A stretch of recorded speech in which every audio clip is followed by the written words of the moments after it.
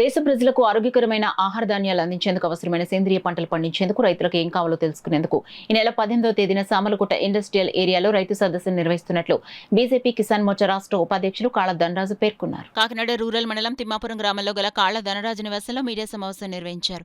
ఈ సందర్భంగా కాళ్ల ధనరాజు మాట్లాడుతూ ఈ నెల 18వ తేదీన సామలకోట ఇండస్ట్రియల్ ఏరియాలో ఏర్పాటైన రైతు సదస్సును విజయవంతం చేయాలన్నారు.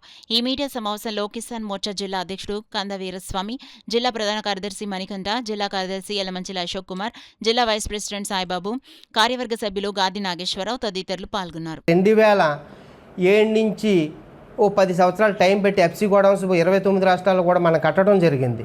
అంటే 2017కి అయిపోయింది. అది ఆల్రెడీ 2017కి ఎవరికాలకు అప్పులు తీరిపోయి గొడవలు వాళ్ళు సొంతం అయిపోయి అంతా బాగానే ఉంది.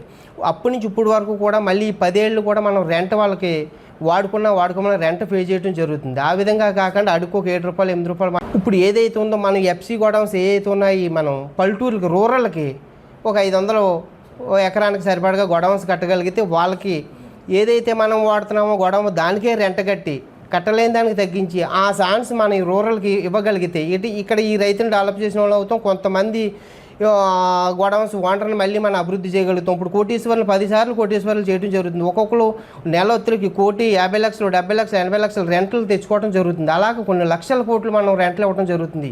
ఇదంతా కూడా ఆఫ్ చేసి మళ్ళీ మనం కొత్త ప్రాసెస్ మొదలు పెట్టుకుని కొత్తగా గోడౌన్స్ ఇస్తే చాలా బాగుంటుంది. ఇప్పుడు వరకు దేశంలో ఎంతో అభివృద్ధి మనం చేయగలుగుతున్నాం. ప్రజల్లో మంచి పేరు వచ్చింది. హైవే రోడ్స్ అవ్వచ్చు, బిజ్జీలు అవ్వచ్చు, ఉపాధి హామీ పథకం అవ్వచ్చు, ముద్రా లోన్స్ అవ్వచ్చు, అనేక రకాలు ఇంటింటికి మంచినీరు అవ్వచ్చు, రైతు సబ్సిడీ అవ్వచ్చు, ఎన్నో చేస్తున్నాం మనం. ఇది కూడా రైతులకి మనం రూరల్కి గోడౌన్స్ కట్టి ఎప్పుడైతే మనం ఇవ్వగలిగామో రైతులందరికీ కూడా చాలా భరోసా ఇచ్చిన బీజేపీ అవుతుంది. మనం చేసిన పని రైతులకు ఉపయోగపడుతుంది.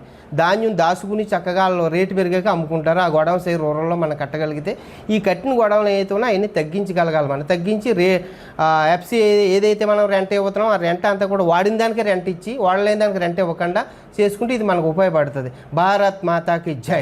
రైతులతోటి ప్రకృతి వ్యవసాయం చేసే రైతులతోటి జిల్లా నుండి 350 మంది రైతులతోటి ప్రకృతి వ్యవసాయం చేసే రైతులకి కేంద్ర ప్రభుత్వం ఇచ్చే ప్రోత్సాహకాలు, కేంద్ర ప్రభుత్వం ఇచ్చే సూచనలతోటి సైంటిస్టులతోటి ఒక వర్క్షాప్ నిర్వహిస్తున్నాం.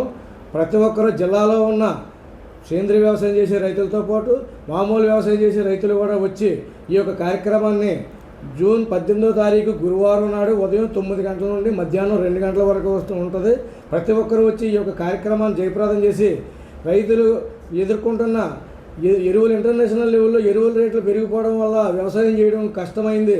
అయినా విషతుల్యమైన ఆహారంతో మనం మోతాదుకు మించి క్రిమిసంహారక మందులు ఎరువులు వాడటం వల్ల మనుషులకు అనేక రకాలైన రోగాలు వస్తాయని కేంద్ర ప్రభుత్వం నరేంద్ర మోడీ గారి నాయకత్వంలోని సేంద్రీయ వ్యవసాయాన్ని ప్రోత్సహించడం, సేంద్రీయ వ్యవసాయాన్ని కేంద్ర ప్రభుత్వం నుంచి రాయితీలపై సెమినార్ జరుగుతుంది. జిల్లాలో ఉన్న ప్రతి ఒక్క రైతు కూడా వచ్చి ఈ యొక్క కార్యక్రమాన్ని జయప్రదం చేస్తారని మరీ కోరి ప్రార్థిస్తున్నాను.